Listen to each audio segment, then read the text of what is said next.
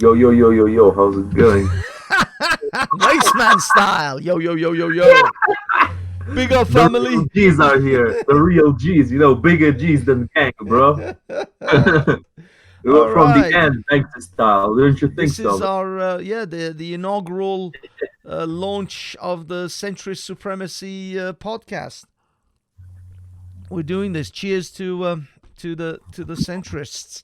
Of course, of course. So, Mr. Pavlov of the Centrist Supremacy, you were the brainchild behind this. Shall we give a little intro to how this thing came about? What was your thoughts when you approached me at Speaker's Corner and said, let's get together?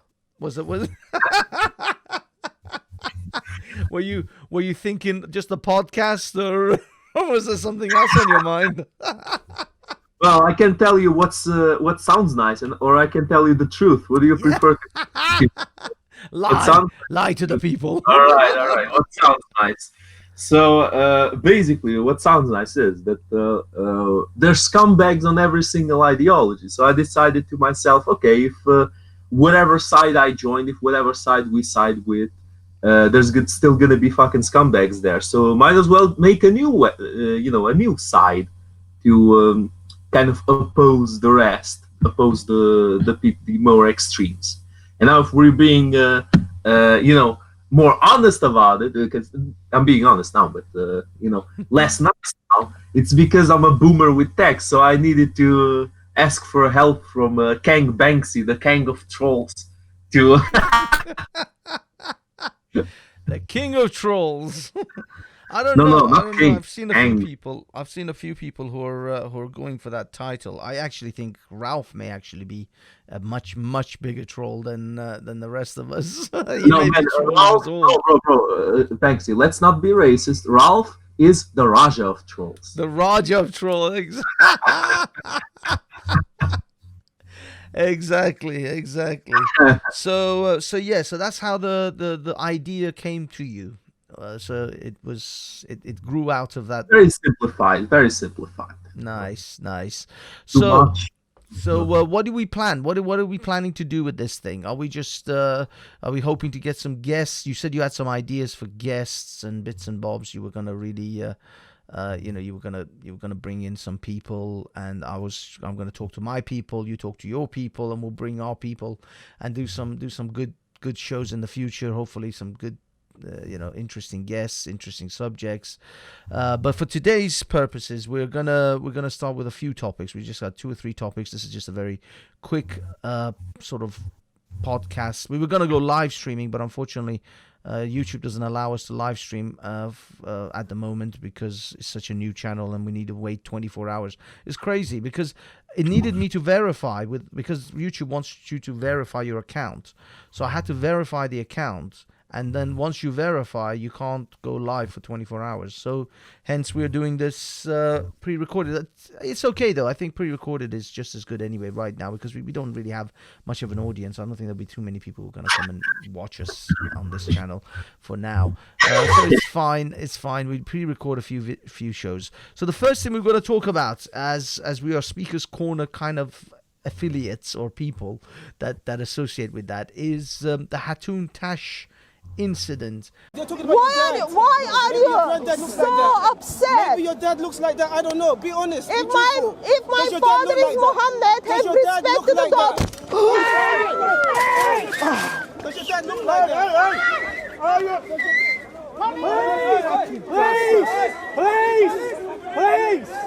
Please! Oh my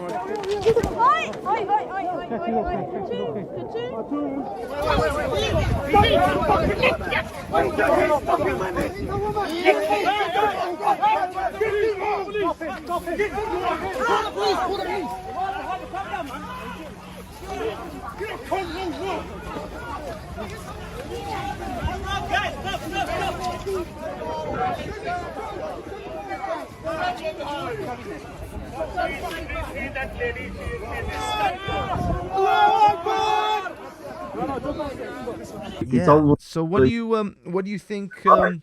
What do you think about the Haton incident that happened at Speaker's Corner? I mean, I know you've yourself have already been on. I mean, actually, let's start with you've already been at the punch end of a of an sort of how do we put it, barbarian, a savage, Yeah. an uncouth individual. So you've already been at that. Let's call it a violent chav attack. Yes, a violent chav. So you've yourself have experienced this.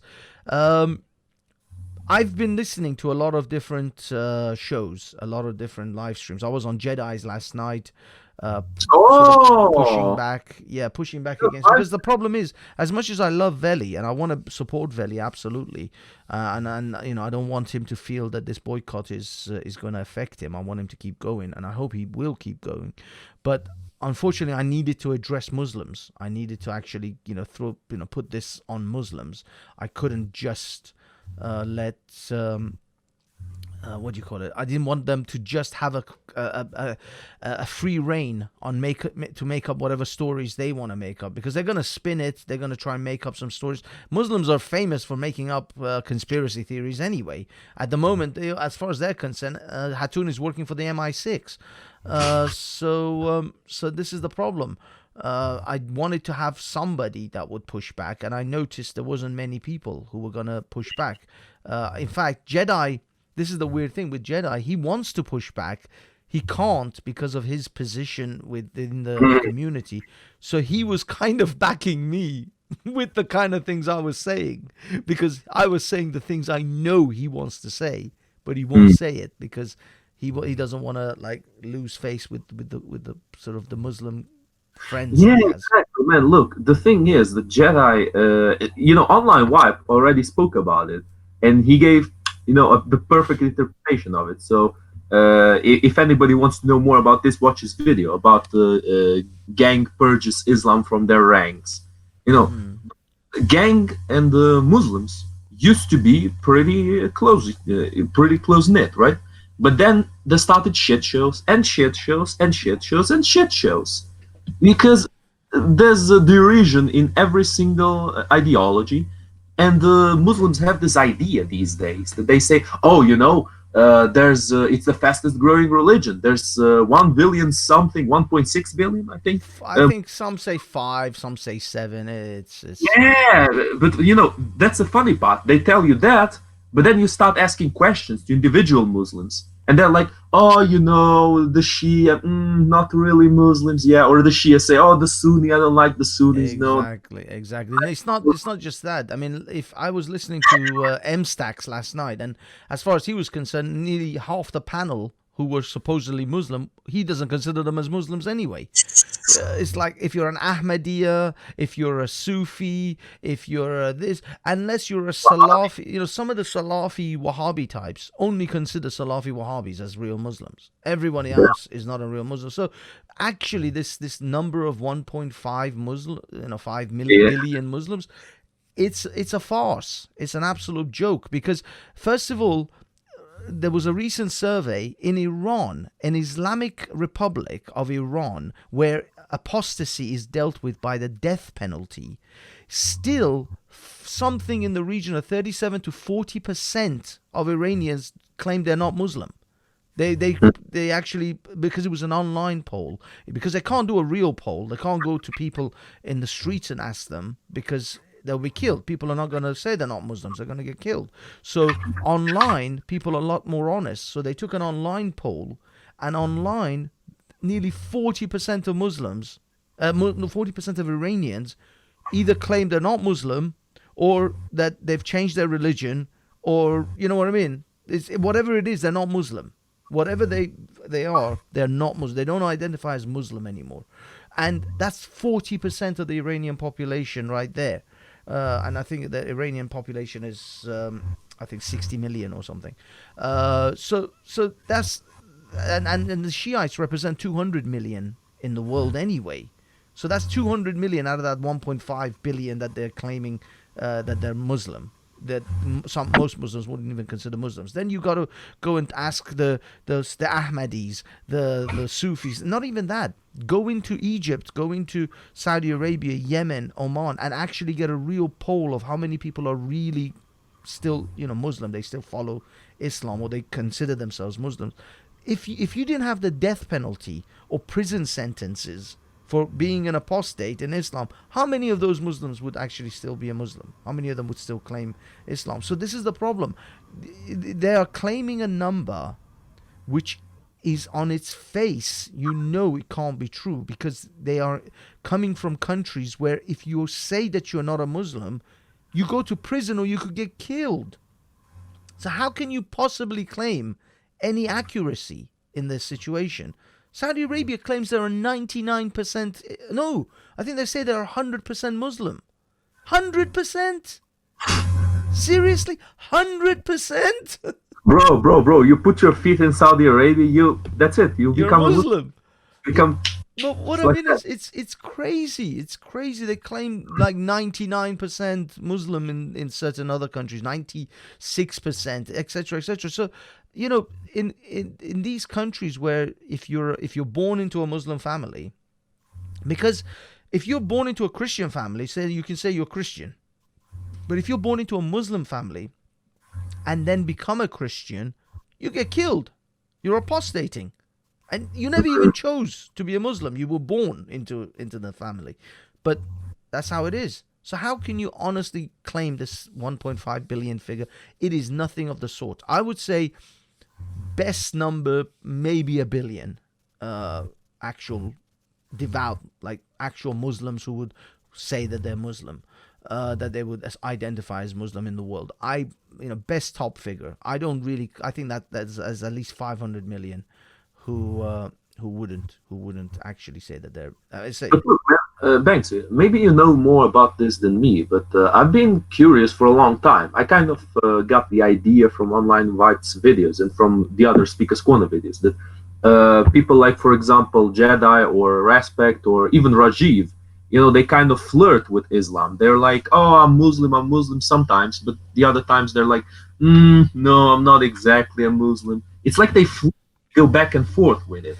well, I think they are actually Muslims because look, if they're the kind of Muslims that the Nation of Islam claims to be, then I don't think they count as Muslims at all because the Nation of Islam has completely different ideas exactly. Most Muslims, most mainstream Arab Muslims, don't even consider Nation of Islam as an Islamic too. Yeah, they're organization. not. They are not. They They are are not. they are they Muslims. consider them as an American thing, as like an Yeah. American anomaly.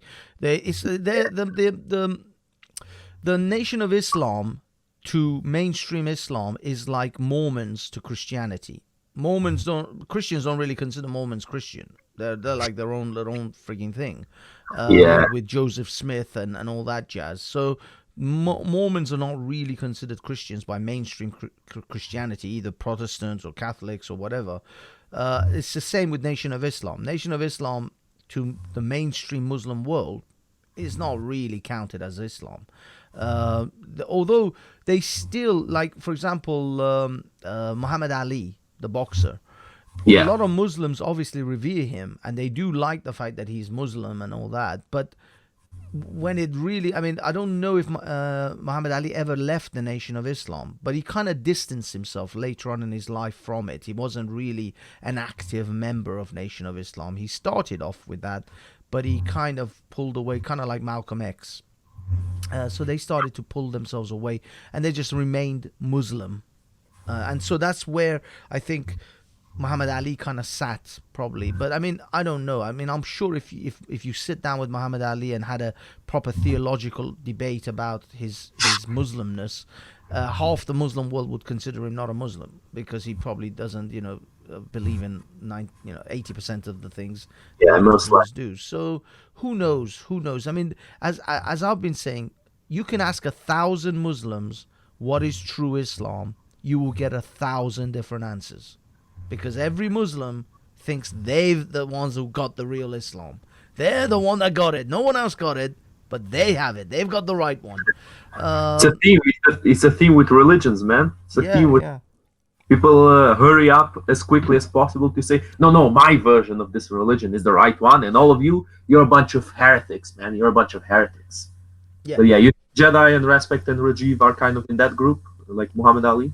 Yeah, I think, Jedi is not, I don't think Jedi identifies as a Muslim in any way. I don't know. I've never heard him actually identify. He respectful towards the religion. He is, because he's got a lot of Muslim friends and he's in the Muslim sort of, he's got a lot of black Muslim friends and stuff probably, and he doesn't want to upset the Muslim ummah, if you like, in England. But I don't think he identifies in any way Muslim himself. Respect has now gone full, both feet in. He is now full on Muslim. So he's not pretending anymore. I think he's taking his shahada. He's a Jordan M Muslim. Now again, these guys are chocolate Muslims, as some people would say, westernized Muslims. They're the cherry picker Muslims. They're the ones who see Islam as like a buffet where you go in and you pick the bits you want.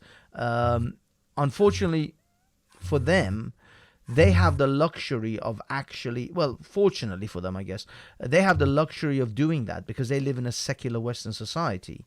So the overarching society, the large umbrella, if you like, is secularism and secular society, and Islam is underneath that. And as long as that's the scenario, they can be their cherry-picking little Muslims, and they can cherry-pick the bits they like and ignore the bits they don't. But in a country that's ran under Islamic theocracy, under Sharia, you don't get those luxuries. You don't get those choices. You don't get to be a cherry-picker.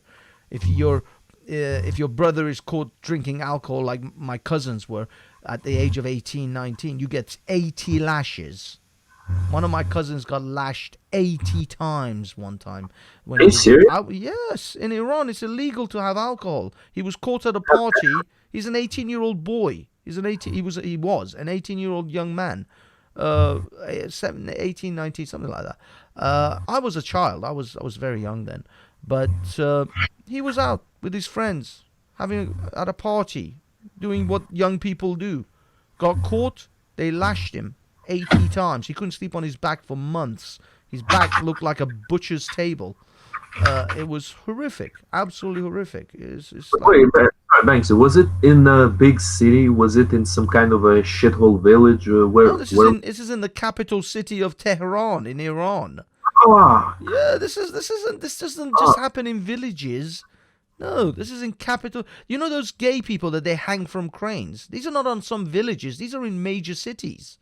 These happen in Tehran. These happen in Mashhad and Esfahan. These are like the biggest cities in Iran. Mashhad is actually a holy city as well. But yeah, no, these don't just happen in some backwoods villages where they're still running around on donkeys and drawing water from a well or some shit. No, these are major metropolitan places. That's how it is. That's how Islamic Republic. You know, there's a place called Chop Chop Square in Saudi Arabia. This is in. I don't know whether it's in Riyadh. I think it's in Riyadh. It's a open area. It's like, sorry. Sounds very inspiring, man. Well, I think it's called exactly. It's where they behead people in public. It's like going to Speaker's Corner. And then they have an area where people are sitting on their knees, and a guy with a sword walks over and chops their heads off. That's happening in Saudi Arabia, so-called the West's darling. The country that the Western world made into a metropolitan country, into this advanced society with all their skyscrapers and all these sheikhs with their Mercedes and their Bugattis and their Lamborghinis and their Rolls Royces and Bentleys. They drive all of those things, but they still chop people's heads off in the middle of the street. That's what happens in this situation. It's insane. It's insane. The barbarism of this religion is unbelievable. But we dived. We've gone well off the Haton. Yeah, we went off the topic. We went off. Okay, we're still good. We still got like about 2-3 minutes. I want to bring you back to Haton. Now, I literally heard Khan. I don't know if you know a character called Khan, Khanito. He's a Turkish, rather rotund individual, shall we say. Rather a healthy size, not a healthy size. In fact, well into the unhealthy size. Yes, here's a man whose heart is encased in a giant block of fat. whose heart is inside a block of lard. Anyway, A this- great man. yeah, a great. But anyway, he literally said that what Haton got, that punch in the face, was actually what did he say? Damn it!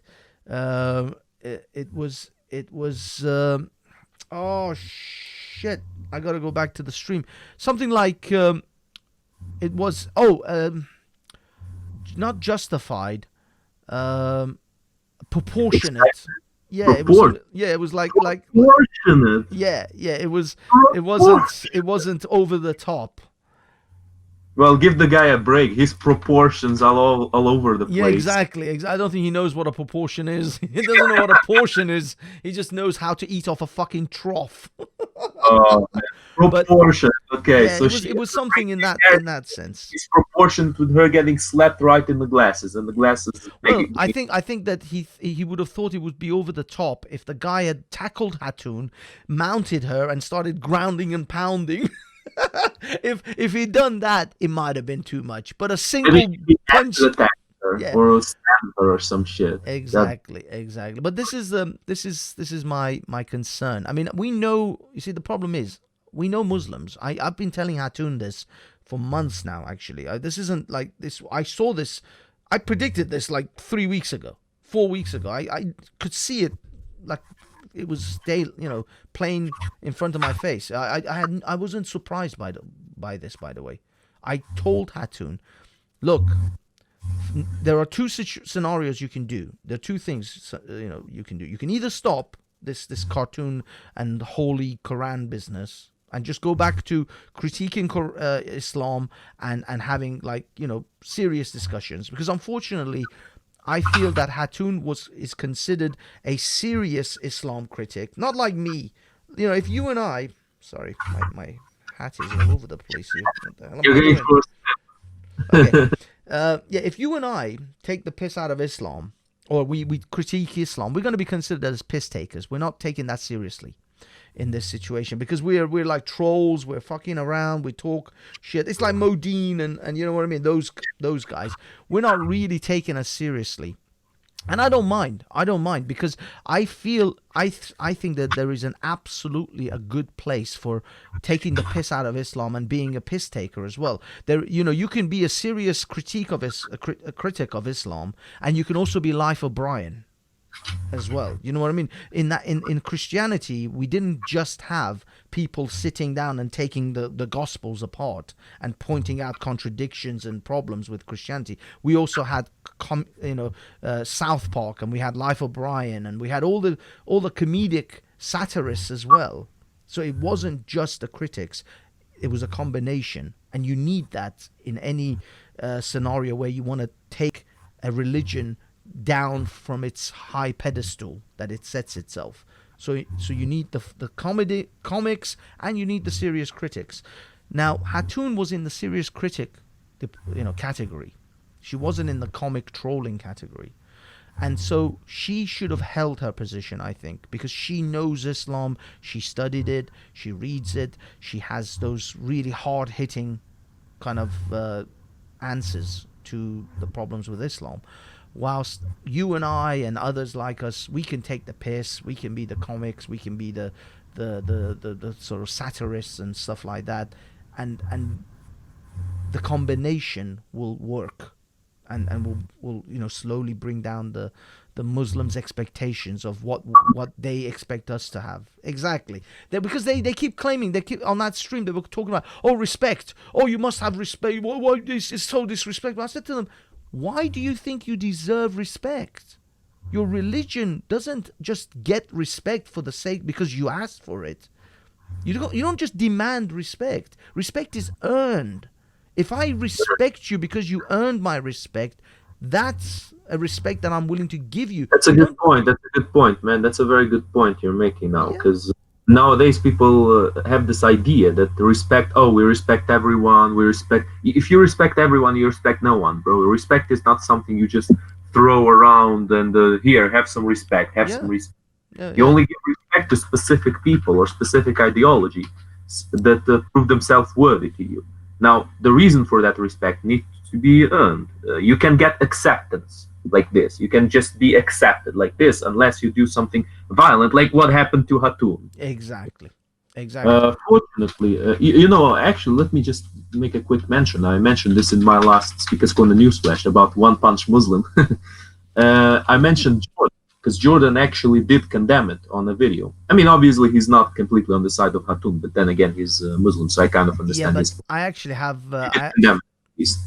I actually have a little critique of Jordan on that as well. Jordan M always tries to kind of balance it out and go, oh, it's all even or whatever. Yeah. Oh, but he still has that hint of she was asking for it if you actually listen to what he's saying. But there's a moment in the video right towards the end where and this is where his bias is incredibly visible, is where he says, well, accidents like that happen.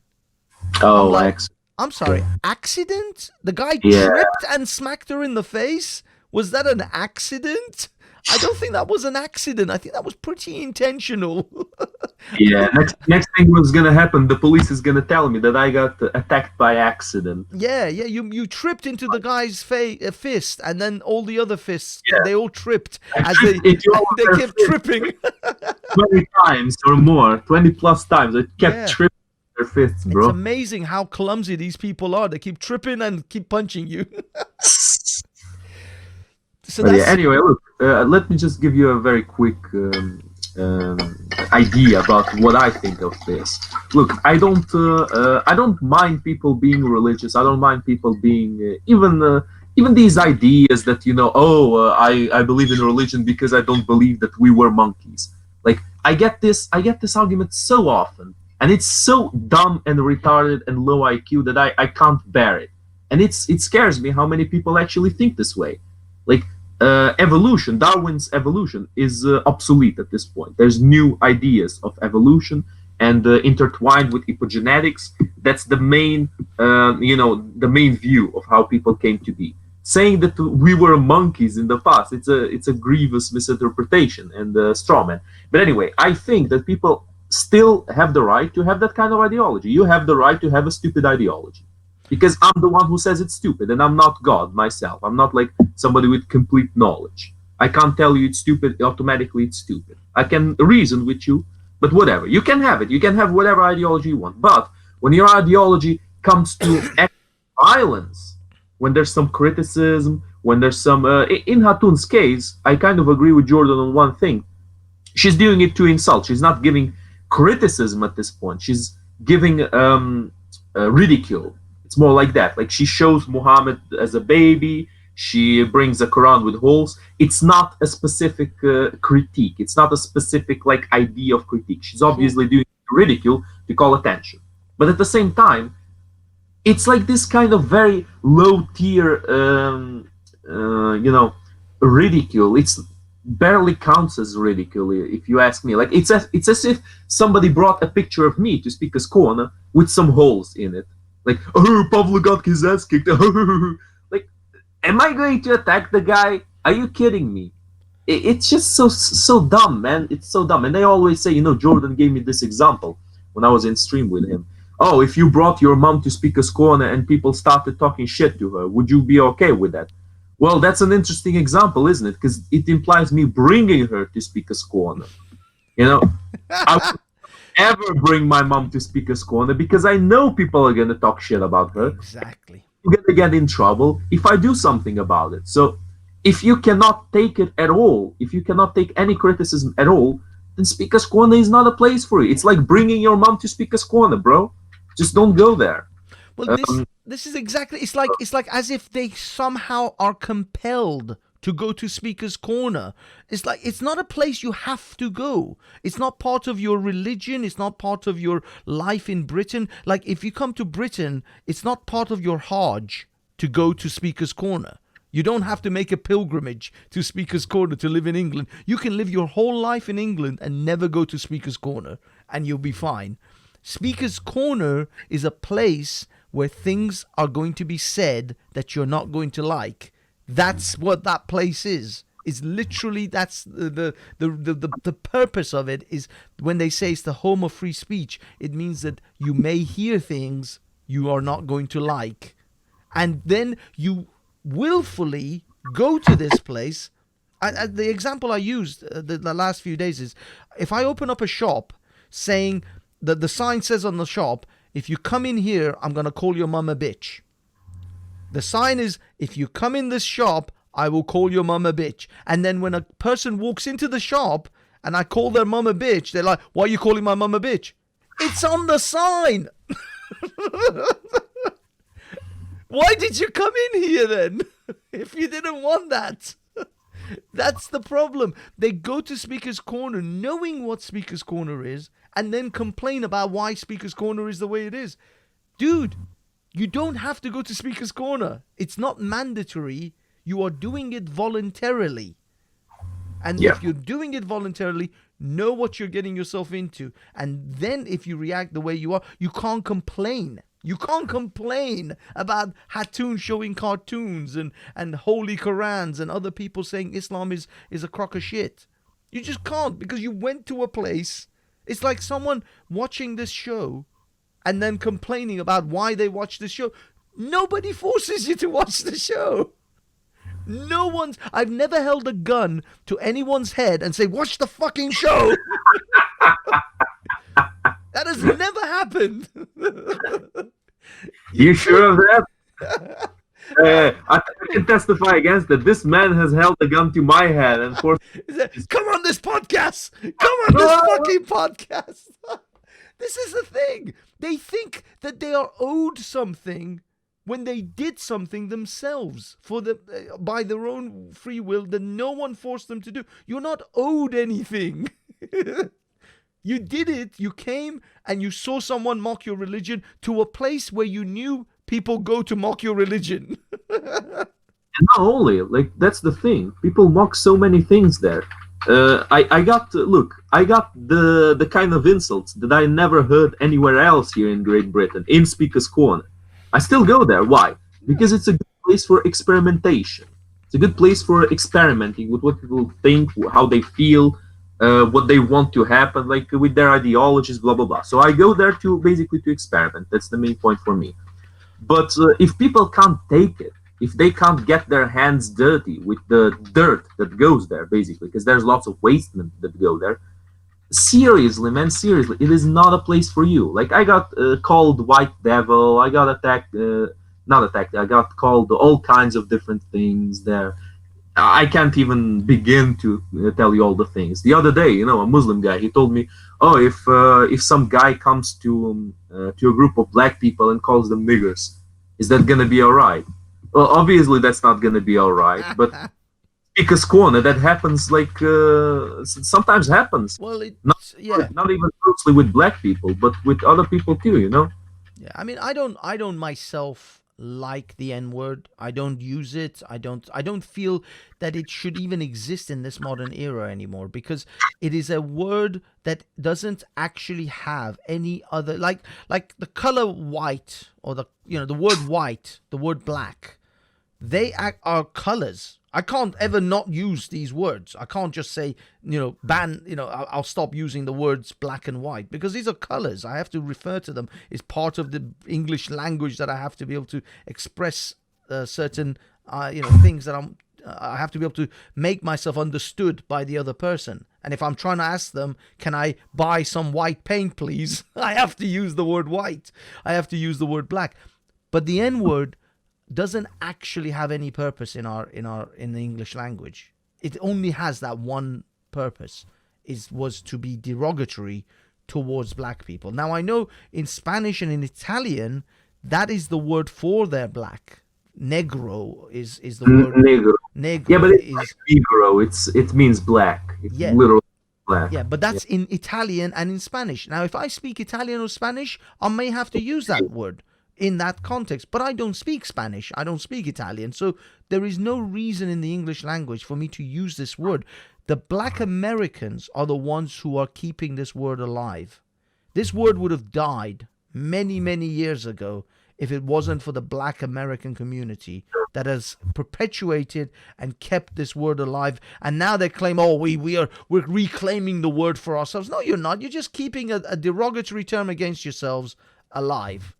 and that's it. Now, even the derogatory term for Pakistani, which some people use, Calling it Paki. yeah. But the thing is, that is still. I mean, I don't have to use the word Paki.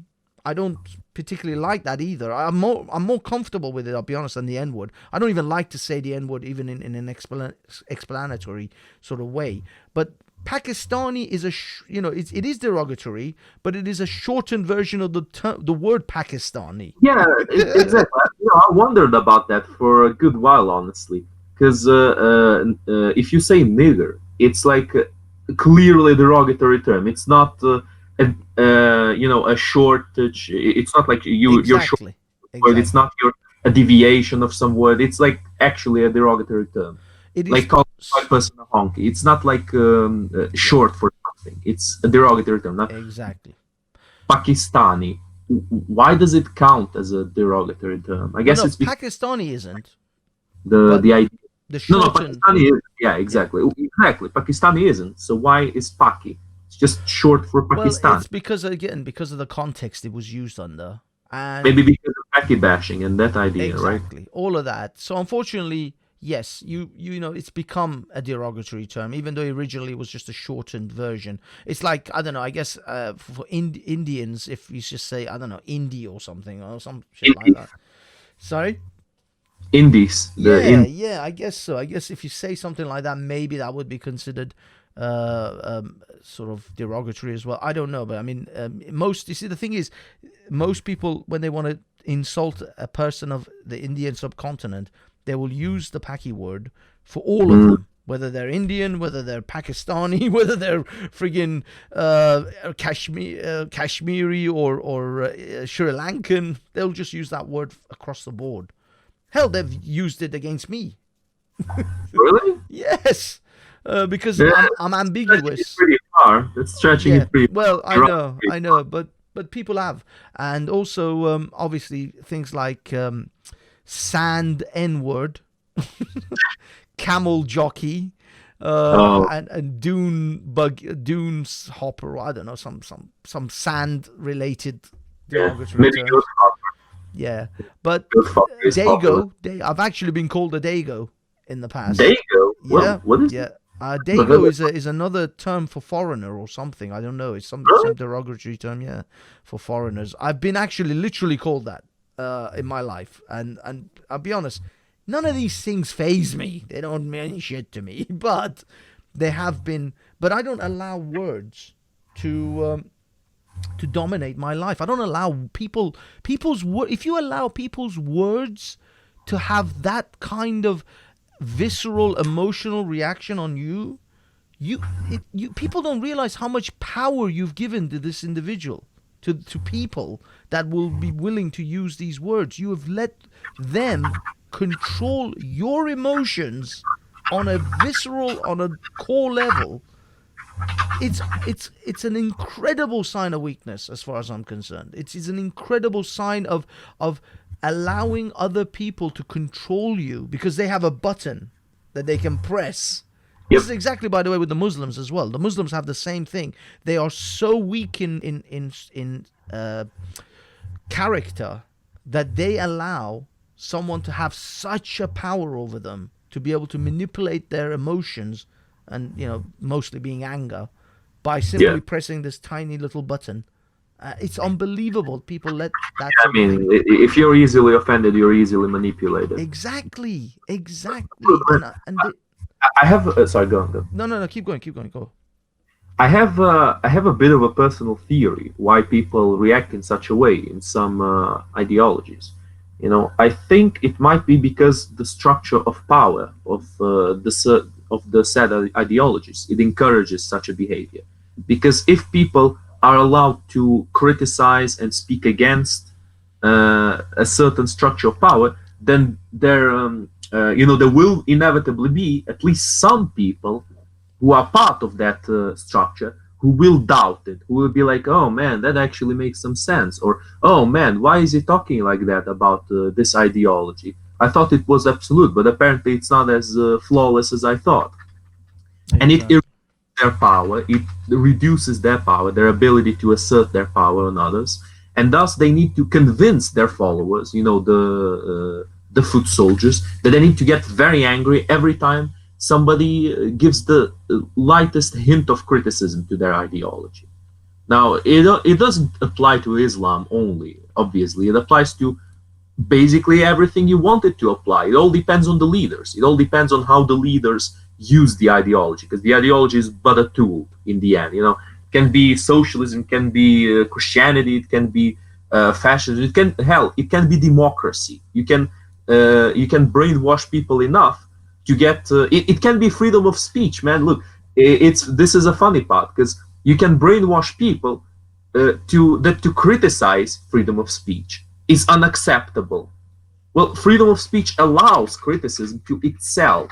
That's why it's called freedom of speech. That's why it's free. You can speak, but it's actually possible to do it. Yeah. Yeah, I said it's the other part of this which I find amazing. Those who criticize, or people like Jordan M, who constantly talk about, freedom of speech. This is all like you shouldn't be allowed and all. It's like you don't seem to realize when you say you shouldn't be allowed to have freedom of speech, you're using your freedom of speech. To say that, exactly. I could ban you from telling me you're not. If I were to become a dictator, I could ban you from telling me that I'm not allowed to use my freedom of speech. I could ban your speech for that if you go down that road. That you can't even tell me that I'm not allowed to use my freedom of speech because I've banned you because you just said you don't like freedom of speech. So you're not allowed to now tell me. That's the problem with hate speech, man. That's the main problem with this fucking idea of hate speech, which it blows my mind on so many levels. Like, what the hell is hate speech? It's whatever the fuck the authorities want to call hate speech. Absolutely. It's an ambiguous thing. Yeah. Exactly. It's so ambiguous, man. Like, you can basically make a "yo mama so fat" joke to someone, and you get framed for hate speech if the state wants you to be framed. Yes. It's unbelievable how people have allowed this shit to go this far. Well, this is the. I mean, I think this is actually the left. Unfortunately, we're not battling conservatism on this. This is absolutely the left, which has become so obsessed with people's feelings in the last couple of decades, especially the last 10 years of social media and all that. People's feelings have become so important that hate speech has become a thing. Now, I know why the authorities love it, because it's so ambiguous. They can arrest you, they can throw you in jail for anything that they feel that they want you to, because if you're expressing certain ideas which are actually against the authorities or against certain things, they can use the hate speech law to knock you out. To put you down, so they don't have to. It's like a blank check to authorities to not shut you down whenever they want. Exactly, because it's ambiguous. What is hate speech? Hate speech is purely subjective. It is purely what you can call my mother all sorts of nasty shit on the planet. I don't consider it hate speech, and yet you call the next guy, I don't know, tell the next guy I don't like your shoes, and he can't consider it hate speech. You know what I mean? It all depends. It's purely subjective. It's purely subjective. I might not feel terribly bad about being sworn at because I'm used to it, or I'm generally much easier with it. Whilst the next guy, you just tell them you don't like their hair color. I'm sorry, your fingernails are not particularly nice today, and then they'll scream and shout about hate speech. So it's purely subjective. It's purely subjective. I find every time I hear the azan, which is the call to prayer, to me that is hate speech. I despise that. I am offended by that every time. I'm not even joking, on a deep level, on a deep psychological level, because to me that sound is associated with tyranny, with cruelty, with my cousins being whipped, with my mum being arrested, with my family having all sorts of different people having different bad things happen to them, bad experiences, with protesters being shot in the throat in Tehran. That, to me, that azan exemplifies all of the things that I've experienced in Iran and from the Iranian regime. So it's like this one single chant, which I swear, I'm not even joking. When I hear it, the hairs on the back of my neck stand on end because I despise it. It's everything I hate about Islam. It's like all encompassing. But have I ever bitched about it? Have I ever gone and told them, stop singing the azan? You're offending me. Giving me PTSD. You're giving me PTSD. Well, I literally get PTSD, but I still don't tell them to stop doing it. Even though, to me, when I see it, don't get me wrong, when I see it in London and in England, because there was one time they were doing that during Ramadan in Trafalgar Square, that scares the shit out of me. My mom, me and my mom were watching it on our phone, and we were both like, holy shit, man. This fucking religion is... We ran away from this religion. It's coming... It's followed us. We're in trouble. We're listening to it in bloody Trafalgar Square. It's really interesting that you say that, because I feel exactly the same way towards socialism. Like, I was in Ukraine, and many of my parents, many of my family members went to the fucking gulag because of socialism. There you go. So died in the gulag. One man went to the gulag with about 60-something kilos. He came back with 30. He was a skeleton, man. He was a fucking skeleton. Like, I had many of my family members had, grand-grandfathers and grand-grandmothers. They had lots of lands. They had lots of possessions in Ukraine. They were rich fucking people. What happened? Everything got taken away by the Soviets, man. Everything. No excuses, nothing. One of them went to fucking Canada. He got some money in Canada. He came back. He became rich. He bought a lot of lands. Then the Soviets came. Bam. Everything gone. All of it. And now I come here, and I see these fucking neo-Marxist scumbags in the education system, in the fucking protests, in Speaker's Corner, everywhere, speaking, freely, preaching this fucking filth to people, brainwashing them, telling them, oh, we're gonna help you, we're gonna equality for all. Fuck you, man. Absolutely, man. It's the same thing, dude. It's unbelievable because people actually allow this to happen. Like, in Ukraine, one thing that I'm very proud of Ukraine right now, still very, very proud, is that Ukraine is the only country in the world that has banned all socialist parties. Complete ban. Obviously there's still some socialists, wannabe socialists who masquerade as opposition, masquerade as this and that, but they can't, at least, they don't let clearly say openly, yeah, I'm a fucking piece of shit commie. Yeah. We banned fascist parties, we banned Nazi parties, great. Why don't we ban socialist parties? That's exactly it. When I go into protests in London, usually the Tommy Robinson type protests, the last few years, I go to the Tommy side, and if there is even one hint of a National Socialist support, like swastikas or anything like that, the people, the group usually ousts them straight away. They chuck them away. They distance themselves from these sort of white supremacists or neo-Nazi types in the Tommy side. I go to the Antifa side because nobody knows who I am, so I can just easily walk amongst both sides. And I was recording, and I've got footage after footage of this what do you call it? The sickle and hammer, the red flag of Soviet Union flag. Everywhere.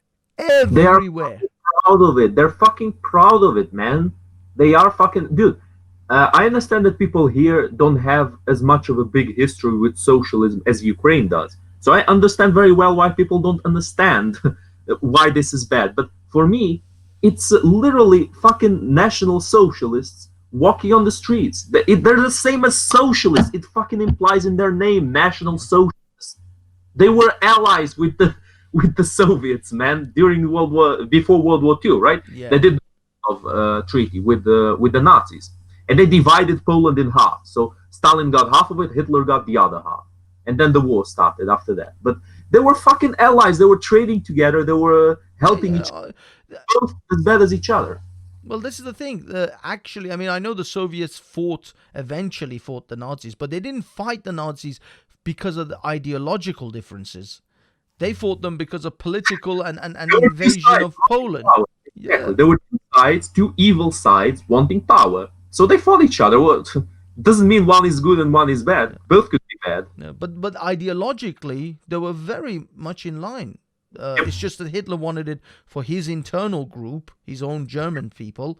He wanted the socialism. He didn't want to extend the socialism to beyond his own people. That was the thing. He was like an internal socialism. But absolutely, on a core fundamental ideological level, the socialists and the national socialists, the neo-Nazis, the Nazis were exactly on par with each other. They agreed on the fundamentals. They just didn't, they had power dynamics, which they had the war over. But yeah, this is the thing. This is what I mean. Only people who lived under socialism and communism, or Soviet socialism in your case, understand what it's like to be in that life. And this is what I mean about the chocolate socialists in Britain and in America and Europe. These what effectively is the same as the chocolate Muslims. Neither one of these two groups has actually lived under the auspices of the society, of the social construct that they aspire or that they advocate. So they advocate, Muslims, chocolate Muslims like Jordan advocates for Sharia. He would love Sharia because he has a conceptual idea of Sharia. He hasn't lived under Sharia. And the socialist left-wingers in Britain and Europe and America are exactly the same. They have a conceptual idea of what socialism is, but they haven't ever lived under socialism, so they don't actually know what socialism is. And the funny thing is, none of them are willing to go to a country Exactly. that has it. Exactly. You don't hear any of them. I don't see Jordan M ever saying, I think I might want to go live in Yemen. Hell, even Saudi Arabia.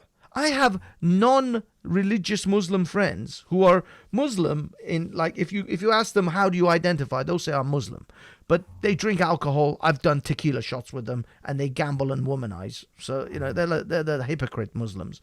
But I've got friends who are like that, who are living in Dubai right now. Who are I could even consider living in Dubai because Dubai is so incredibly westernized in so many ways.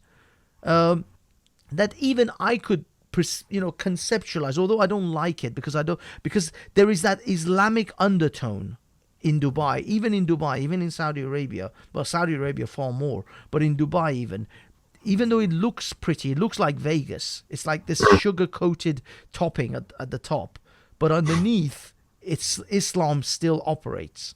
And so there's still that it's like eating something that's sweet but it's actually poisoned. So there's that bitter aftertaste.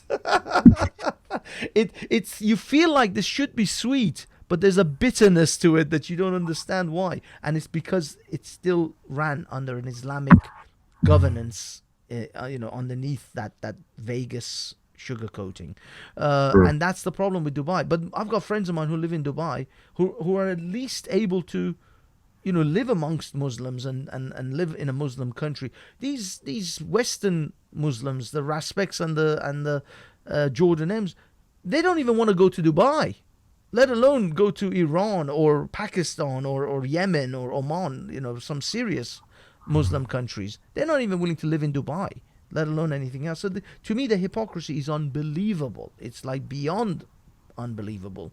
That, dude, at least say to me that I just came back after a 2-year stint in I don't know, Yemen, in Qatar. Even Qatar is Europeanized. But, in some decent hardcore Islamic country. Hell, Indonesia. I would take fucking Indonesia at this point. Come to me and say, I just come back from Indonesia after 2 years of living a Muslim life, and it's the best thing I've ever done. It's like, at least say something. But no, they don't. I had a guy who I worked with remotely from Saudi Arabia, and he said he went to America. He studied in America, did his degree, lived in America for a few years, and he went back to Saudi Arabia, and he said it's the best thing I ever did because this is that land of my people. This is where I feel most comfortable. And he said, I have no regrets. It's like, good on you. Fantastic. You're not in America preaching how America would be great to be if it was Islamic. No, you went back to Saudi Arabia and you live with your people and you live the life you want to live. And I have no problem with that. If people want to live a particular life and they want to have a country where they live that way of life, fantastic. You go ahead and do that. But I came from a country who's Islamic and I moved to a country that is not Islamic because it's not Islamic. I didn't come here to make this country Islamic. I came here because it's not Islamic and I would like to keep it that way. I don't want this country to become because if I wanted to, I can go to a country. I can go to Iran and live an Islamic life. I don't want to live that life. So why would I want to change the country that I came to for the reasons this is the problem with the Muslims that immigrate to Britain. I'm not even talking about the converts, the immigrants who complain about they want to make this country Sharia or they want to be more Muslim. You came here not because you like this country. You came here because you wanted money, because you wanted the comforts, the social security, the healthcare. You didn't come here because you ideologically agree with this country. Yeah, I mean, look, thanks. You reviewed that video. Remember when the the lefty video of them saying, "Oh, the migrants came here to save the UK," blah blah blah. Yeah, not really. No, I didn't come here to save the UK. I came here to contribute to the country. Yes, I came here to do what I can for the country. Of course, I came here to work, to do some things, not to just live off benefits. Honestly, but I didn't come here to save Great Britain. I came here because this is a good country to live in. Exactly. This is where I thought there would be very little socialism, very little of this filth going around. But it's spreading even more these days, especially now with fucking COVID. It's just... Actually, that's a good segue because we have talked about the Islam thing way more than we should have. Let's talk more about. Let's talk about the next. Go to the next subject that we were going to discuss, which is the protests and the COVID protest. Now, you were there on Saturday and Friday, but at the park, you said to me that you were not happy with the organization and the leadership. Yeah. What is your thoughts and why were you not happy? I actually didn't go on Friday because it supposedly was very small, and it was just a bunch of people drinking, so not necessarily my thing. But I was there on Saturday. You know, the whole thing. I saw the whole thing going. And it's kind of disheartening, man, because it feels like the socialists are in the system right now, and they're calling the shots. You know, they're saying, "Oh, education will get indoctrination. Oh, medicine will get this fucking fake WHO corrupt bullshit." Because the WHO has been proven to be corrupt. They're one of their leaders, Tedros. You know, there's evidence of him getting power with Chinese help in Ethiopia. Like, he stands on the shoulders of the Chinese Communist Party, so he's completely in their pocket. But anyway, in the protest, dude, it's so disheartening because we were just walking around kind of like sheep, and there's some people with megaphones. One of them shouts, "Let's go this way." The other shouts, "Let's go that way." The other shouts, "Let's go that way," blah, blah, blah, blah, blah, blah, blah. And some of the main leadership, which is like Piers Corbyn and some other people, look, I have respect for what Piers Corbyn is doing because he is calling out this bullshit lockdown and all of that, and he also called out the Extinction Rebellion bullshit. You know, so I also respect that. But I don't know if he's up for the task, honestly. Like, he looks so tired, man, all the time. He's powerless. Like, there's a guy with him with the hand on his shoulder, leading him. "Let's go this way, let's go that way." I tried to speak to him a bit. I told him, "Piers, could you give me just a few minutes? I would like to have a word." Like I showed him my scars, you know. I told him, "May I have just a quick word to address this real quick? Because I got attacked by people pro-lockdown who were against the protests, who were here to intimidate the protesters." And he didn't answer. He looked at me like, huh? Bro, I was like, holy shit, is this the leadership we got? I mean, clearly, obviously, of course, the guy knows some things. He knows more than I do about weather, probably about the virus. But damn, son, you don't make a resistance movement. You don't protest with somebody who can't speak, man. There needs to be a rearrangement. There needs to be a reorganization. Like people who actually know what to say, who know how to say it, who know how to give a clear message to the crowds. We go this way. We speak about this. We do this. This is our objective. That's it. This is our objective. We're gonna do this, and there's no plan B. Let's go full on with this. But it's just so divided. There's so many people with very different ideologies, and the worst thing is, it's being poisoned these days by fucking socialists, man. Like Heiko from Speaker's Corner. Jesus Christ, man! I saw him there trying to give a speech. Fortunately, his microphone was pretty shit, so he couldn't. It was. Yeah, you couldn't hear what he was saying. But, dude, he's LARPing as an anti-lockdowner now. He's LARPing as one of the people who are against the. You know, at the beginning. Exactly, bro. I was in the video. Like I made fun of him. I came near him. I was like, Yeah. I got so much hatred for that. I got fucking people telling me they were gonna come to Speaker's Corner and kick my ass because of that. Because I came at 1 meter from him and did. And then he kept, oh, you spat at me, you coughed at me, you spat at me. No, motherfucker, I didn't spit at you and I didn't cough at you. I wouldn't even, look, even though I don't think the COVID is as relevant as people say it is, as many people say it is, I still would not risk getting COVID to someone. I still wouldn't do it. Because I think it's just a dick move. I didn't try to get COVID. I was coming near him.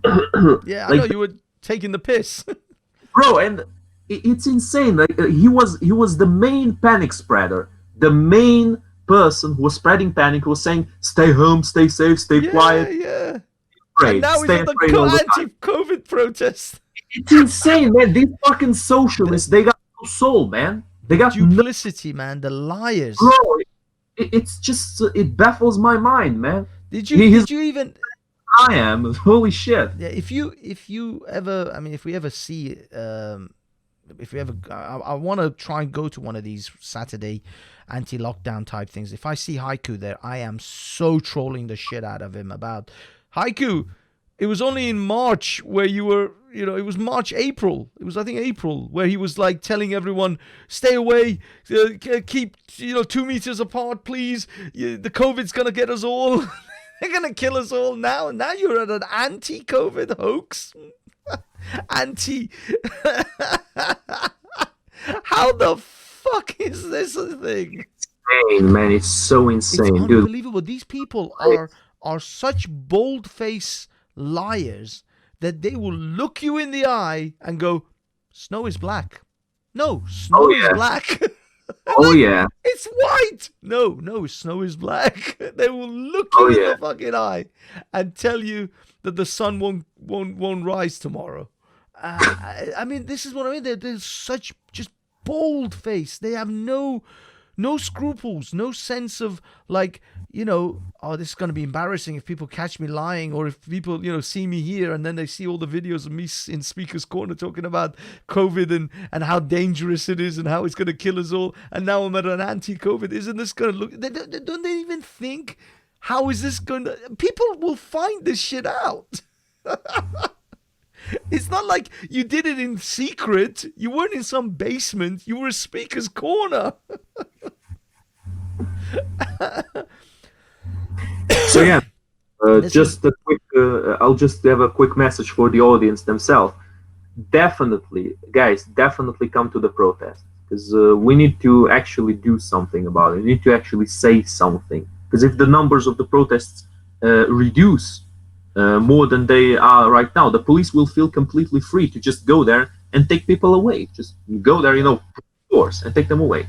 I'm planning myself to do some speeches with them, but I'm kind of, I'm not sure yet. I already told you, I think, that I'm looking for some kind of a cheap megaphone. Maybe I can borrow from someone. Maybe I can rent it. Maybe I can just buy a cheap one. But like a bullhorn, one of those bullhorn. Yeah, something might be even something like that. As long as it amplifies the voice, at least a bit, it's good enough for me. Because I can project my voice, but I need a bit of amplification, because there's a lot of those protests, a lot of. Those guys, that's another criticism I have of the leaders of the protest. Dude, their equipment is so fucking shit. Like, damn. Yeah, Damn. because they took away their gear. I mean, you've seen it the last couple of times. They attack the gear, and they take the gear away. Now, if the gear has been rented, then the people who rented it have to lose their deposit. And they will take them months for the police to release the gear because they'll hold it as evidence and all that shit. And the police actually take away the gear from them. Yeah. If you see the protest the last time, I think it was the one where there was a guy who was bleeding. I actually covered that, as in I did a stream where the guy was bleeding. That one, they pushed everyone out and they just went and got the sound gear. Because the sound gear, and they ripped some of the cables out the back because they didn't like, it was like you had to twist and pull. They just ripped the cables. So that means they've actually broken some of that gear. So the next time the people who go to some rental company to rent these sound equipment, they're going to be like, no, you're going to take it to if you're going to take it to these protests, they're going to destroy our stuff. So either they have to buy it, which means then they'll lose their stuff because the police will destroy them or confiscate it, or if they're rented, they're going to have problems renting again. So either way, they're not going to be able to bring the sound equipment to these protests. Or what they have to do is they have to be more clever about the sound system. And this is something that I think I was discussing either I was discussing it with someone actually. I don't know where it was. It was either on Discord or whether it was on my live channel. I think it was on my live channel with Based Welshman, because Based Welshman was at the protest that I was covering. And we think that they should have some sort of computer network, like an intranet set up. When they go there, they'll have a few people with laptops, which will then connect themselves amongst a local area network through Wi-Fi connections, and then have speakers, like portable speakers, broadcasting in all the different like 5 or 6 different locations around the protesters. So the speakers, the people will be holding handheld speakers, like Bluetooth wireless speakers, and the sound will be the same.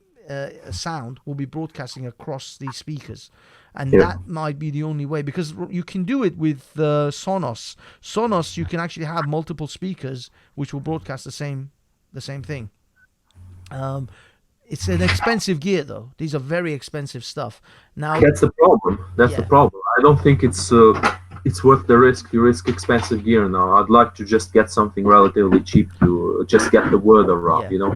But that's the reason we were talking about that was not for individuals. We were talking about it as it has to be a group effort. So it has to be multiple people. Like you have 6-7 people with these speakers amongst the crowd, so that it amplifies it through the crowd. And you have a laptop or something, but it's all portable. So if the police come at you, they're all portable devices. You can just put your laptop in your bag, bam, you're gone. So this way they don't have one single location or one single system that the police can attack and confiscate, because it's all distributed and it's not a single thing. But I mean, it's going to take a fairly decent IT management team. It's going to take some real coordination. And I'll be honest, they don't have these things. They don't have these kind of organization. They don't have these kind of thinking. They're not sitting there planning this shit out. They're just reacting. They're just doing it.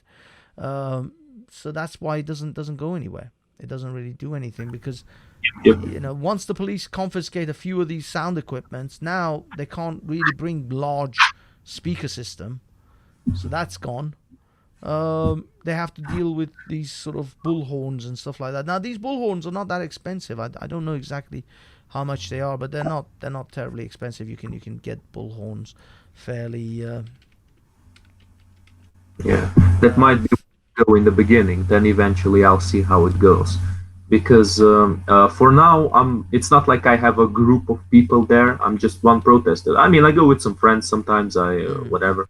But if I get some people to actually agree with what I'm saying, to actually go with me, then maybe I can organize this better. But for now, I think I'll just go for something relatively cheap just to get the word around, because it's just doomed to fail at this point. It's doomed to fail if we don't like you can't hear what they're saying, man. You cannot hear the speeches. What's the point of doing the speech if you can't fucking hear the speech? Yeah. You say, look, you know that I'll just finish real quick. Sorry, but that's what they teach us in the in acting school. You know, in my uni where I studied as an actor, they teach that it's more important to be heard as an actor than to emote properly, because as long as you're heard, that's the best beginning. You can, you know, manipulate emotions later. You can put some emotion later, but to be heard is important. Now, you can emote all you want. It doesn't matter if nobody hears you. Like, they don't hear anything. They don't hear the great emotions you're giving. They don't hear the great message. They can't hear it. It's the big problem. That's true. That's true. I mean, I'm looking at right now. You can get a megaphone. It's called megaphones. Those things people hold.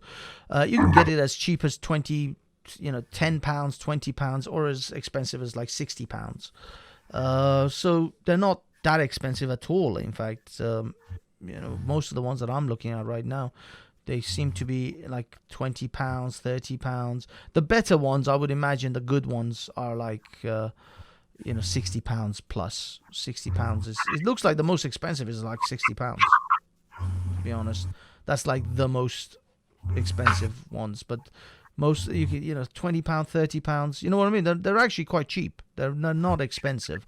Actually, there's one for £80. I guess that's a little bit more expensive. But that's it. I mean, these megaphones are pretty cheap to get, but the problem is they are not going to be, as powerful as PA system. Now, here's a portable PA system, which is like it's kind of like those PA. For like karaoke type stuff you can get as well. And this one has actually got, PA speakers, speaker system, Bluetooth, MP3, blah, blah, blah.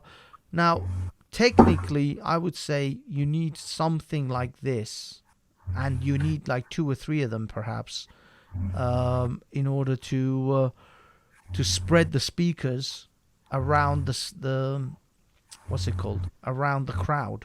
So if you have a large crowd like the ones in Trafalgar Square, you would get 2 or 3 PA systems. You might have 3 mics in front of you. You get like a mic stand or 2, 3 people to hold the mic in front of the person who's speaking, and the person, and then these PA systems are held, are spread around the audience, because they're not big. But if you get 3 or 4 of them, then there will, everybody will be able to hear you, because you spread the sound across and you're amongst the crowd. You're not just standing in one place. The speakers are actually spread across the crowd. And so the police, if they try to take you down, they might get one or two of you, but you're spending like £70, £80 on a PA system. So that's £70 per PA system. You might be spending, I don't know, what is it, 80, 160. I would say maybe £200-300. It'll cost you more than that just to rent a large, serious sort of PA system, which may get confiscated. So I don't know. They're going to have to come up with clever solutions on how to get the crowd, how the crowd can hear them at the same time as being able to avoid the police from confiscating your equipment. So they're going to have to, I think, come up with some clever ideas. I don't know who, but again, you need to have a central leadership to be able to say, like, okay, we're going to have a meeting. They don't even have to do it in person. They can do online meetings like this. They can have 6-7 people. All you need is about 7 people, 7 to 10 good, solid people to organize amongst. And then those 10 people, you know what I mean, have contact their various contacts in order to get the crowd in. But these 10 people are the core people who are going to get the PA system, who are going to organize where they're going to go, how they're going to do it. And amongst this 10, 7 to 10 people is all you need, is to keep it in this small circle of people who know what's going on, and each of them do their part. But the problem is, again, these people are not full-time protesters. This isn't their job. They have other jobs. They have families to look after. They've got other shit to do. They just go out on a Saturday and hold a couple of signs going, the rest of the time, they're getting on with their life. So it's hard. It's hard to I think, really, you need people who are fully dedicated. Now, on the socialist side of things, that's a different game. When I went to... They get all the funding they want. Exactly. It's not just the funding. They've got full-time dedicated protesters. I'm not joking. When I went to the final day of Extinction Rebellion, you know how Extinction Rebellion, after every sort of week of protesting that they do, especially that first one that they did where they took over Oxford Street and they took over London Bridge, and for like a week and a bit they were all out there. The last day before they all packed it up was at Speaker's Corner, Hyde Park. Not at Speaker's Corner, but in the Hyde Park area. And I went there with a friend of mine. I actually saw Omar Ratboy there as well. Really? Yeah. It's on. I live streamed the whole thing. But what did he say? Ucio. Yeah. Oh, Banksy. What are you doing, Banksy? No, he's okay. When I talk to Omar on his own, he's cool. He's an okay guy when you're just one-on-one. But when he's in that environment, that Speaker's Corner Muslim crowd, yeah, he can be, he can be a bit of a dick. But also now, because he's gonna become Quranic, he's fallen out with some of the Muslims as well. Yeah. And so he's actually caught up a little bit on his own. He's been excluded from the Muslim crowd, the mainstream Sunnis, and from non-Muslims as well. So he's found himself in a bit of a weird situation. I told him the last time I spoke to him was at Speaker's Corner, and I said to him, dude, because he's got a girlfriend who's pregnant with his child. She's probably given birth. Yeah, she's probably given birth now. That's a giant shit show, that one, because the woman that he's got pregnant used to be with Modine. Modine's ex. Yeah. Is it the same chick still? I thought they broke. As far as I know, yeah. It's what's her name? Khadija Muslima, who exposed Modine for being a cocaine taking, dildo up the ass loving perv. Dude, what I heard is that he asked her to fuck his ass with a dildo. Is that what? Oh, well, she's posted it. It's on her BitChute. I still have the BitChute account, and I've downloaded all of those videos. Just in case the BitChute account goes down, I've downloaded the videos. I have a whole archive of Modine's shit. Oh, is there actual footage of the act? Process. Oh yeah. If the time calls for it, I will reveal it. But I mean, right now you can go to Khadija. I'll send you the link. You can go watch it on BitChute. She's on. Goddamn. And it's all the. These are not just like her saying Modine does this. She's literally taken screenshots of all the text messages, of all the WhatsApp messages that he's been sending her about, like, he's doing blow and cocaine, all the references to cocaine, and he wanted her to go on to do some sort of gang, train on her, run some kind of gangbang train on her. I'm not joking. He wanted to bring some of his friends to bang her as well. And yeah, things about dildos that he likes, a little bit of ass play, shall we say, but for Modine, not for the girl.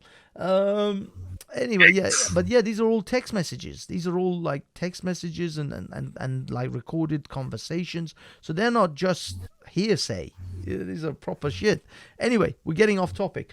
What I wanted to say about Extinction Rebellion is once the Extinction Rebellion ended and went extinct.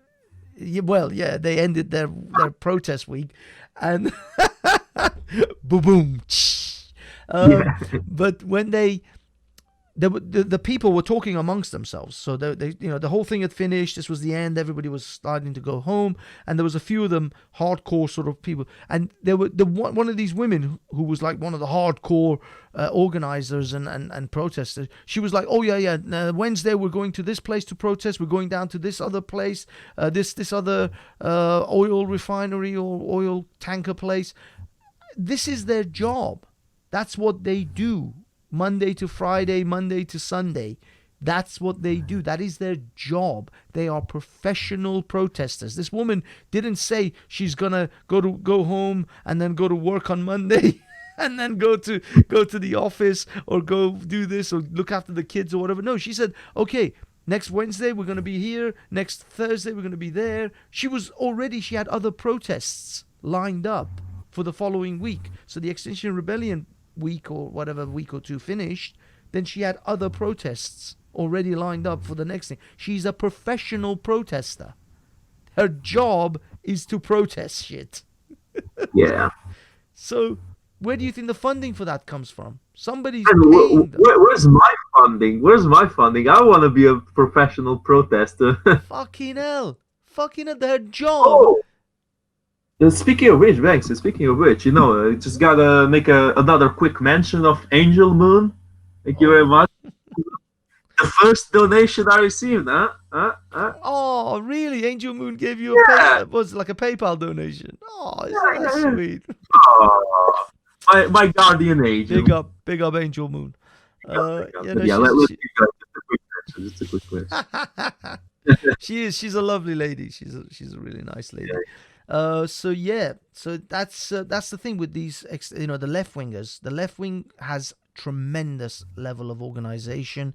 They have been doing it for a long time. They know what they're doing, and they're not messing around. They're not messing around at all. The left have their shit well organized, and if these, I mean, the thing is with the anti-lockdown protests, it's not just left or right. These are actually left-wing and right-wing people who are protesting this. I would say that it's mostly right-wing because of a few reasons. One of them, you can actually jump to the third topic from this, because Trump supporters, many of them are Trump supporters, and as you know, he doesn't have the biggest consideration for COVID. He doesn't think it's too important, and honestly, kind of agree with him at this point. I mean, look, we can still discuss if we can still wear masks. Sure, wash the hands, definitely important, with or without COVID. Do wash your hands, guys. Very very good stuff. Keep your hands clean. So I have absolutely nothing against washing hands. Masks, if you want to, you can wear them. I don't think it should be like obligatory. Now the lockdown itself, the destruction of businesses, the stopped economy. All of the fucking bro. I don't know if I said this before, but when I went to the hospital, I had to wait for a long ass time to get surgery on this. Why? Why do you think that was? Because fucking COVID is having, the hospitals in siege. It's besieging the fucking hospital. Their system is completely fucked, man. What do you mean? You had to wait because there was a lot of COVID patients? Not even like that. No. It's because there are fucking rules in the hospital, man. Like they changed the rules because for socialist distancing or whatnot. Like you see, at this point, I didn't mean to say socialist distancing. I said the socialist it's distancing. It's ingrained, bro. If only the socialists could distance themselves out of this country. Absolutely, dude. That's one of my main purposes, to be honest, to not let socialism take a grip here. Because look, first of all, I don't want to live in a socialist shithole. I don't want this country to become socialist, and it's gonna be a shithole. And secondly of all, I honestly kind of feel bad for the people who live here, man. Like they don't know what they're playing with. They do not know what they're fucking playing with. They will only know when the military boot is in their balls, crushing their balls, man. That's when they will know. Exactly. Before, it would be all fun and games, all, hate speech. Oh, it's important to not have any hate speech. Yeah, we should be nice to each other. Yeah. What's the fucking idea behind hate speech? To frame people. For whatever reason. Yeah. Anyway. But look, the hospitals, they're taking even longer than before. The NHS is messed up because of this bullshit, man. And what can I say, man? I actually heard from various sources. I guess I can only say that because the person that that told me about it was actually someone who works in the NHS, who's a doctor. So I can't reveal exactly who, but No problem. No problem. but he said that they're actually going to they've sent letters to emails to all doctors, nurses, GPs. They will start vaccinating NHS workers within the next month or two. They're going to start Yikes. with the NHS workers, and then they're going to start expanding out from the NHS. But first and foremost, the NHS, and it's apparently the Oxford vaccine. It's a 2-stage vaccine as well. It's once you get initially you get one vaccine, then 28 days later you get a second vaccine. You have to wait 28 days, then you get a second vaccine. And that's going to be introduced before Christmas, certainly. I mean, we're talking, what are we, November now, practically. So it's going to be, it's going to be before Christmas. They're going to start basically vaccinating all NHS staff. And then at the beginning of next year, they're going to start introducing it to the more general public. But of course, initially it's going to be all civil servants, people who work for the government, because they don't get a choice. It's like you either get the vaccine or you lose your job, effectively. So that's how they're going to introduce it. Then they're going to start introducing it to, I guess, other people like pensioners and anyone who's dependent on the government. So like your pension depends on you getting vaccinated, or you're not going to be able to claim your benefits or whatever unless you're vaccinated. So they're going to start on those people because they can. These people depend on the government, and so they have no choice. So if you're a government dependent in any way, you're gonna get screwed. Then they'll probably introduce it as things like you can't fly until you've shown proof of vaccination, and eventually, they're gonna start introducing, and companies might introduce it as a policy themselves. Like if you have to go into the office, they might make a policy to say, well, from like, I don't know, March 2021, we're going to have everyone come back into the office, but only those who can prove or show us a certificate of vaccination. So that means inadvertently your company is saying to you, you're not going to have a job if you can't come into the office. You have to come into the office. And if you can't come into the office, then I'll be honest, your job's at risk. And if your job's at risk, you have to get vaccinated. So that's how it's going to come in, dude. That's what I told people. I told a lot of people, how do you think Iran got women to wear the hijab? You think they just went in the streets and grabbed women and stuck a hijab on their head? No, they would have had riots. They would have had the place burned to the ground.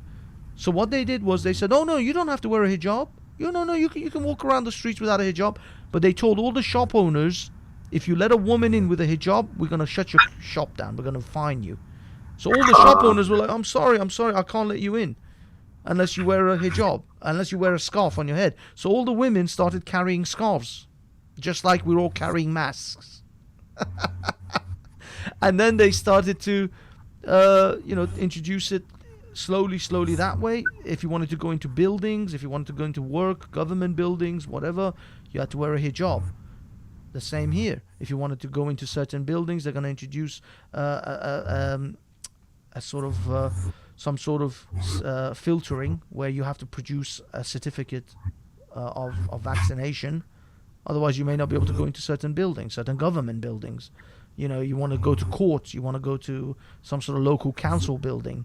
You're not going to be able to. Maybe eventually, if they see that not enough people are vaccinating, you can't vote unless you can show certificate of vaccination. Damn, man, that is a fucking scary thought, but it seems like it's going that way. Yeah, the one that's going to be the most obvious and the first one is flying. They will introduce it at the airport. Almost, I would say, I'll be surprised if they start vaccination of the NHS staff in November. By the end of November, come January, once they go to the public, the first place that they'll introduce it is at the airport. You can't fly unless you've had proof of vaccination. Now, I don't know about other people from other countries coming in, because that's going to be a bit of a weird situation. But British citizens with British passports, I guarantee you, they'll introduce it that way. And of course, all the government, workers, anyone who works for the government, anyone who's a civil servant, NHS staff, government benefits, pensioners, especially pensioners and old people, because they're going to be like, you have to take the vaccine, you're going to die, this thing could kill you. So old people who live in old people's homes, they're going to come around, all of them. They've already started to talk about training. My friend was telling me that they are already starting to train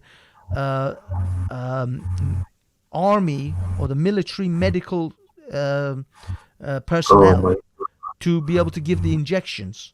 So they are now training army medical personnel to give the injections, so that not only doctors and nurses will be able to give injections, and some pharmacies may also be trained in giving the injection as well, so that you will have army personnel, you'll have doctors and nurses, and you'll have pharmacies giving out the vaccine.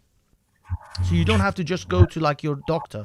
You can go to a particular pharmacy who has been given permission and trained in giving the injection, and that pharmacy can do it for you as well. So yeah, multiple scenarios, but this is coming. It's coming, dude. It's coming. And as I said, for me, the way I see it is, there is a 67 million people in Britain. So there's a 7 million queue. And I want to be at the end of that queue. I want to be like the 65th million person to take it. I'm just setting myself up to be at the end of that queue as much as I can. By the way, you've muted yourself, Pavlov. I don't know if you know. I know. I'm just thinking about that for a second, man. No worries. But yeah. So that's. You know who's coming this Christmas? Socialism is coming to town. You better not run. You better not hide. You better. Oh yeah. You better not hide from the vaccine, guys. The COVID vaccine's coming to town. The COVID give me that booty. vaccine's Vaccine for you. To town. Fuck me, man. This is so fucking. Oh my god. I don't know what to say, man. I do not know what to say. It's like every single day, worse and worse news come along, you know? Look, I spoke with some people who have family members who work in NHS too. Obviously, I can't reveal any information about who it is. You know the drill, right? You know the drill. But they told me that in the NHS, they basically class people who died of something else, COVID death, if they had COVID during their death, you know? For example, somebody, I don't know, has a complication with tuberculosis, and they had COVID. They say it's COVID. They don't say it's tuberculosis. They say it's fucking COVID, and they put it in the numbers, more numbers for COVID deaths. It is insane, man. Dude, and this is, this is actually something that everybody can check right now. Right now, when you're watching this video, go to Google and type whatever 3-digit number you want on Google and say new cases or number of cases, of COVID cases. Whatever it is, the number you're typing, you will find an article talking about that specific number. Whatever country, I don't care. It will show at least one article, sometimes 2, 3, 10. It doesn't matter. It's insane what's going on. Like, we're being fucking played for fools, and people are like, okay, that's fine. You gotta abide the law. Yeah, it's not the fucking law of the land. It's not the law of the country. It's these new neo-Marxist laws that are bringing here. Well, yeah. I mean, I actually was talking to a friend I did a stream yesterday at 10 a.m. I can't believe I've done 2 streams now in the morning. I've never done streams like this. Well, admittedly, this is a pre-recorded thing, but he was talking about Poland has introduced almost entirely banning abortion. Before previously they had some really strict laws about abortion. It was just for people who were raped, incest, severe disabilities, or a danger to the woman's health. But now they're actually even going further than that. They're banning even those. So even if it's a danger to your life, you may have to give birth. Sorry? Even incest. They're banning abortion. Incest, rape, all of that. They're banning abortion on across the board. I And don't know about rape and incest, man. Like incest is pretty insane. I know, it's crazy. If the child has severe disabilities and like it's gonna have brain damage when it's born. I think we should allow abortion in But situations. what I mean is, the thing that the reason I'm saying this is that they're now pushing this law. They're trying to get this passed in order and what they're doing is they're banning protests because of COVID. So they're saying you can't protest because the women were out protesting against this abortion. So what they're doing is they're saying we're going to try to squeeze this law past and you can't protest because of COVID. So they're using this opportunity that people are not allowed to protest, or this opportunity where they can ban people from protesting, to pass really fucked up laws. And I guarantee you other countries are going to start picking up on that as well. How many other countries are going to start? They have, man. Look, I'm personally against abortion, but I think in cases of rape or incest or big genetic problems, it should definitely be an option. Or it puts a woman's life at risk, like she's going to die if she carries on with the you could pregnancy. give the choice. Yeah, you could give the choice to the woman if she wants the baby to survive or if she wants herself to survive. You know, you need to give her a choice, I think, in those situations. They're trying to ban it Yeah, all. I'm against. Yeah, but I don't agree with that. Well, this is And it surprises me that Poland, which is usually not a very politically correct country, at least lately, you know, they had conversations against the pride parades and all of that bullshit. But they are very very conservative and Catholic. I think they're Catholic. Catholic? I mean, yeah, they are Catholic. They're not Orthodox. Poles are Catholic Slavs, but they're Catholic Slavs. I don't know what to say, man. I didn't think Poland would go full on with this COVID bullshit. I didn't think they would actually do this. I mean, my main reason, the main thing that I was thinking about was the fact that it seems that if you get the combination of governments passing shitty laws and then banning people from protesting, because usually it's protesting which controls or curtails governments passing bad laws. Like in Britain, when they passed the poll tax back in the 80s, Margaret Thatcher got slaughtered for it because people went out in the streets and they screamed and shouted and really heavily protested. And then they pulled that law back because they realized, oh no, it's gone too much. Imagine a country where you can't protest and the government will then go ahead and pass laws. It's effectively a dictatorship. That's what Saddam Hussein would do. Exactly, man. Like on one side you got hate speech laws, which means you can basically get framed for whatever you say. Death of free speech. On the other side, you get COVID rules, which means you can't go out and protest against laws that you don't fucking agree with, which means you have absolutely no power over the people in charge of the country. It means it's a fucking dictatorship, man. Yeah. You've established dictatorship. Dude, unacceptable. Absolutely unacceptable, man. When I came here, this country had such potential, man. It's such great opportunities, dude, I could work in whatever jobs I wanted. I could do whatever shifts I wanted. I could do acting. I could do catering. I could do whatever I wanted. Now, it is fucked. The job, the job market is completely fucked. And worse than that, I can't even say anything about it because more hate speech, more anti-COVID speech is banned, and more protests. You can't go protest. You can't go to do fucking protests, man. Insane. It's crazy. Closed on every single front. I know. Okay, dude, we've gone well over our 1 hour sort of slot. We're at 1 hour 38 minutes. Let's wrap it up with a final thought on Donald Trump's presidency. Let's just keep it short. What do you think? What is your general prediction? Do you think he will win 2020? The 2020 election? I think Trump will win, but more than that, I really hope that Trump will win. Now, I'm not a Trump fanboy. I never was a Trump fanboy. I'm not like, Trump, amazing, based, blah, blah, blah. But Trump strikes me as someone who's much less pro-COVID, and more importantly than that, much less pro-neo-Marxism than Biden. Plus, Biden has had corruption in Ukraine. He's tried to get a power grab in Ukraine. We know Biden. We know what he's been doing. He's been just shady shit. He's a shady piece of shit. He's senile. He acts like a pedo all the time. Like he goes near. You watch the videos, right? Like he goes near underage girls and he's like, Sniffs their hair. "What the fuck are you doing, man? Get a hold of yourself. You're a Creepy fucking Uncle Joe. pedo." Jesus. Anyway, Biden just strikes all the bad all the bad points for He me. ticks all the bad boxes. Yeah, ticks all the exactly. Thanks. I was looking for that word, for that expression. He ticks all the bad boxes. Now Trump, he has problems. Obviously, he's not perfect.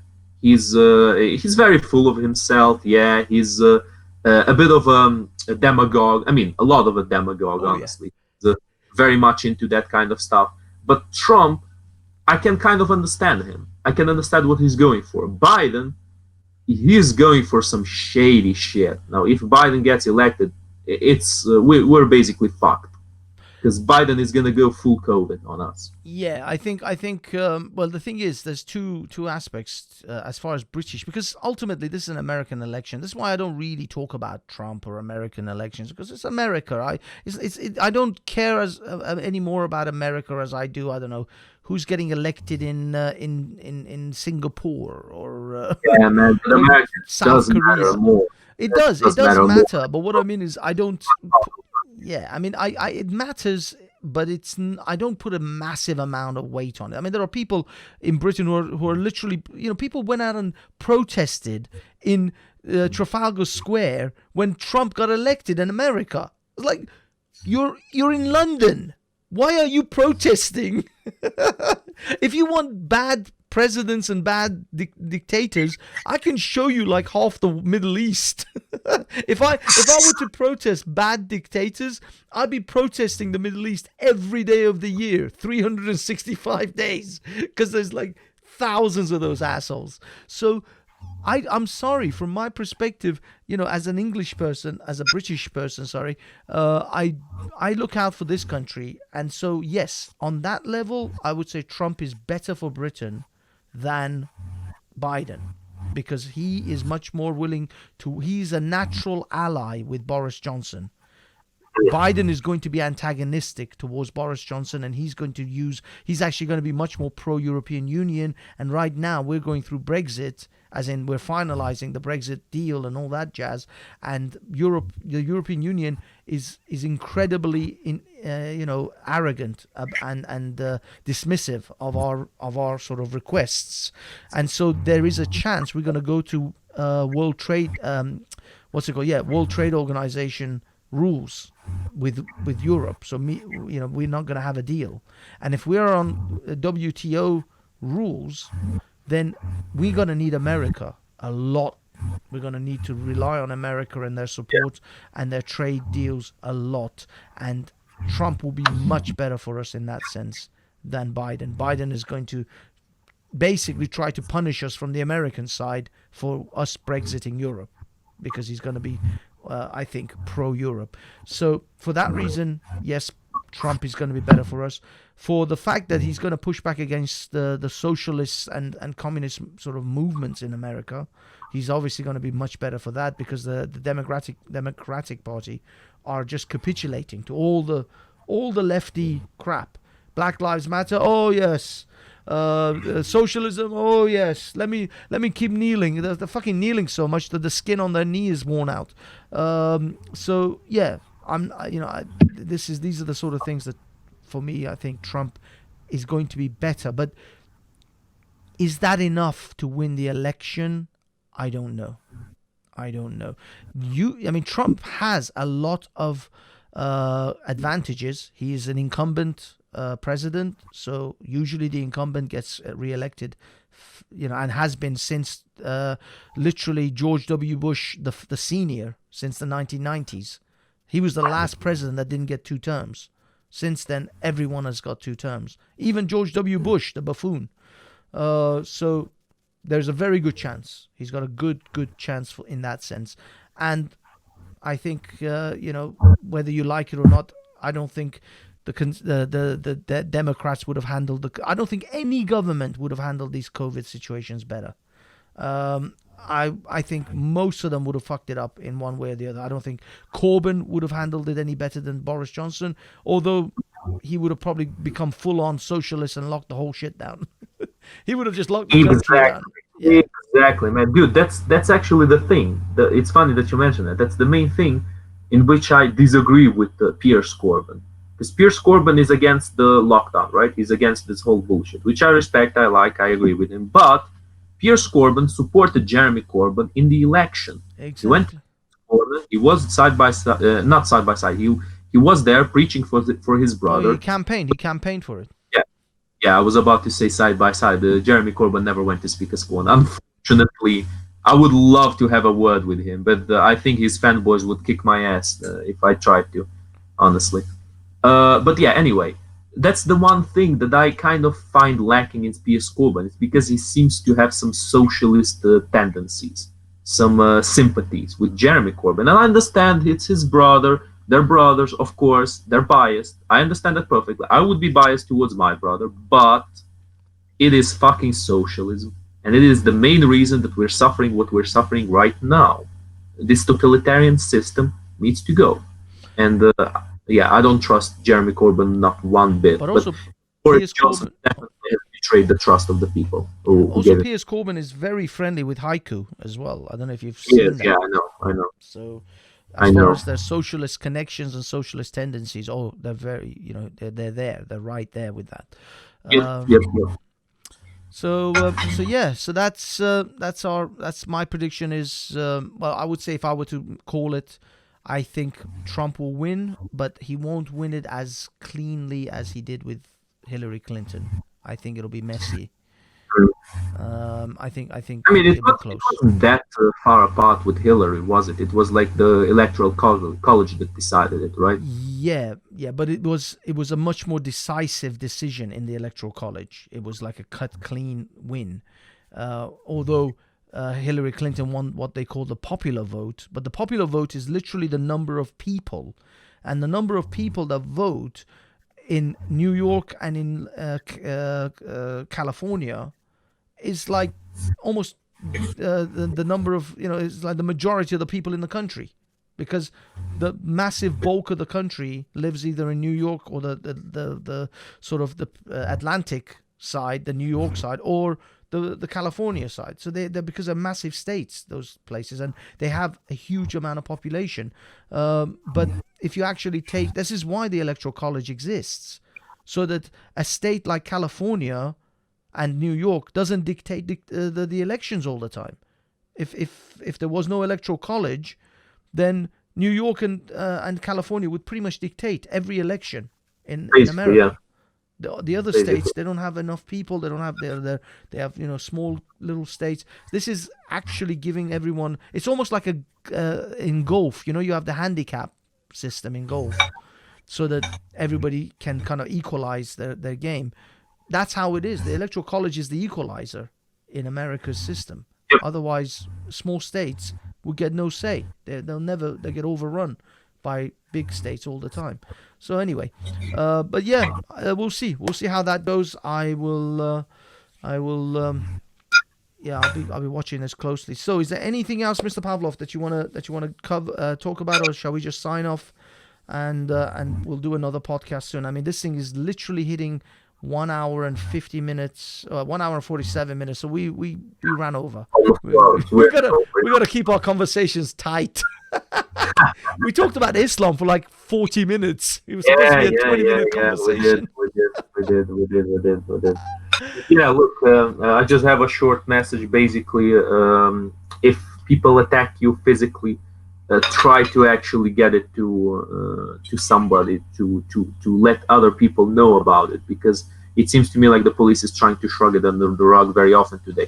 And I'm not going to rest with this until I get some kind of justice with this. And same should be with Haton. She should not rest until something gets done and the guy gets punished and she gets compensation for her suffering. With anybody, whatever ideology, whatever, even socialists, even if a socialist is attacked and mob rushed, I will still defend them, because it's unacceptable. It is unacceptable. Exactly. So yeah, guys, definitely check out Banksy Style Live's channel. Check out my channel, Pavlovian Response. big up, and and all I have. and of course, Message up is- yeah, like and subscribe to this channel because this is Of the one we're course. trying to build. So this is the one we're gonna have to yeah, promote. So yeah, share it, like it, subscribe, and I'll be honest. The final sort of thing for me is I want this channel to be a little bit more. Kind of. I don't want to like capitulate to Google's and YouTube a lot, but I want to keep it a little bit more on the sort of side of Google because I want Google and YouTube to promote this channel a little bit more. I don't want them to immediately like shut us down. So I know we talk about controversial things, and we right now basically said, you know, more or less Trump is going to win. So we're screwed already on this one podcast. But if we can keep YouTube a little bit on side just to get this thing promoted a little bit more, and for them not to kill us like from before we even started taking off, that would be nice. YouTube, could you please not fuck us over immediately? Could you give us at least here's some Vaseline? Use a bit of Vaseline to prod in. There you go. Even Pavlov has even got it on his desk. Because I put it like on the lips to not. Keep it from drying. Yes. Yeah. Good. All right. Call it Vaseline here. Sweet. Well, everyone, thank you for watching this. If you're still here with us, and we're gonna do a lot more stuff. Pavlov's got some really good ideas about some guests and other things that we want to cover and different things. This is. It's not going to be just a podcast. It's going to be a bit of a variety of things that we're going to do on IRL stuff, in real life, on the streets kind of stuff as well. So keep your eye on this in the square. Keep your eyes peeled, guys. Keep your eyes. Exactly. Keep your eye on the space. That's it. Yeah. Well, from me, I thank you for coming, and Pavlov. I guess it's goodbye from me and goodbye from him. It's goodbye. But we'll see you later. See you guys later. Peace.